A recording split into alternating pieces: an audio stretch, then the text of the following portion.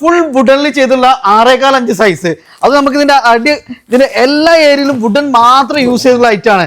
അത് ഈ ഒരു ഐറ്റം നമുക്ക് എത്ര രൂപ കൊടുക്കാൻ പറ്റും സൽമാൻ? 7,000 രൂപ. 7,000 രൂപക്കില്ല 6.5 സൈസില് ക്യൂൺ സൈസിൽ വരുന്ന കട്ടില് ഫുള്ളി വുഡനിൽ വരുന്ന ഐറ്റം വെറും 7,000 രൂപ. ഇനി ഒന്നുകൂടെ ഡിസൈന് കാര്യങ്ങളൊക്കെ ഉള്ള ഐറ്റം നോക്കുന്നവർക്ക് ഇത് നമുക്ക് എത്ര രൂപയ്ക്ക് ചെയ്യാൻ പറ്റും?